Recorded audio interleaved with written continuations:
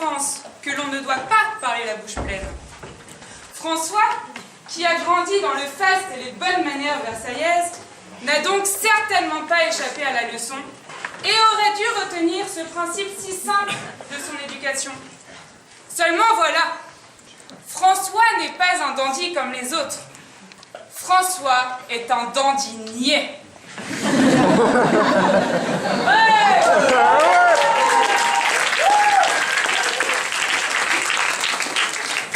En arrivant à l'ESSEC, il a fait table rase de son passé. Oublié la blanquette de veau de sa maman, il casse sa tirelire, il récupère ses étrennes et se met en tête d'aller répandre la charité dans son nouveau quartier, le bitume sergissois. Son but, aider chacun de ses camarades à se sentir bien au cœur de sa ville. Et afin d'accomplir cette mission, il rejoint Essai Kebab.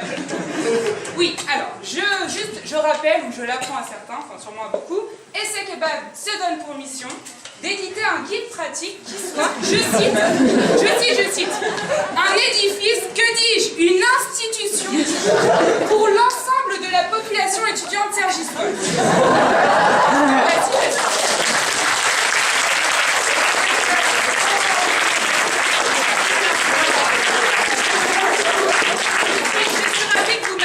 Parce que ça montre que vous êtes aussi perplexe que moi.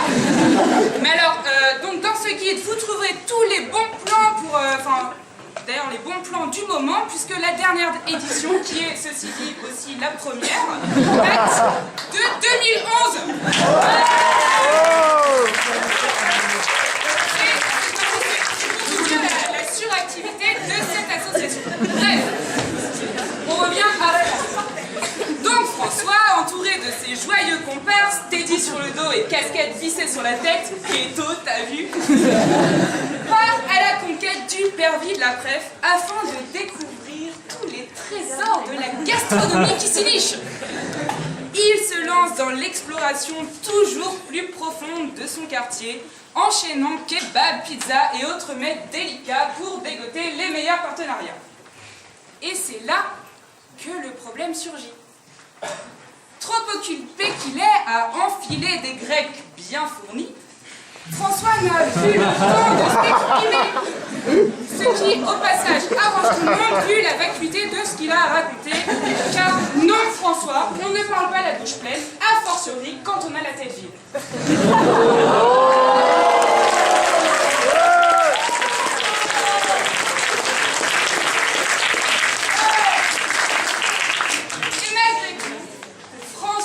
Voulant jouir de tous les plaisirs à la fois, se trouve tel l'âne de Buridan confronté à un dilemme de chaque instant.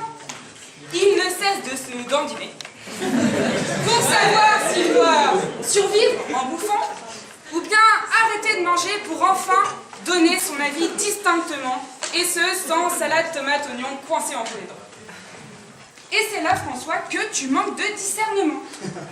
Car au lieu de prendre le temps de sélectionner les plaisirs, de profiter d'un instant avant de mieux passer au suivant, tu choisis de nous rejeter une immonde diarrhée verbale sauce samouraï. Mais François ne réalise pas qu'il fait face à un choix ontologique. Car manger, c'est la primaire nécessité, c'est ce qui ramène l'homme à sa bestialité. Alors que parler, c'est ce qui permet à l'esprit de s'exprimer, à l'âme de s'élever. Parler la bouche pleine, c'est en fait transgresser cette frontière qui sépare l'humanité de l'animalité. Et pour illustrer la position de François, je vous ai fait un très beau schéma. Effet de surprise parce que Bruno, évidemment, est dans le camp de François. Alors, c'est un schéma très simple de l'évolution selon Darwin. Donc vous avez l'Australopithèque au début de la chaîne, l'homme aujourd'hui, et François. François a choisi son camp depuis bien longtemps. Babouin.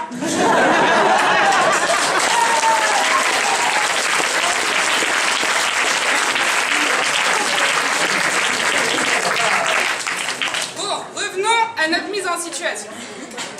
François est en train de dévorer son kebab quand soudain lui survient une idée si transcendante qu'il ne peut s'empêcher de l'exprimer.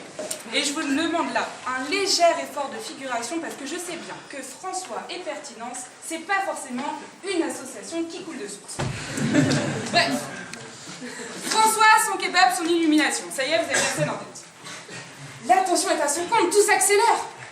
Et là, incapable qu'il est de se retenir plus longtemps, il vous balance au visage toute la sauce blanche qui avait pourtant au préalable été si précautionneusement étalée dans le pain fourré.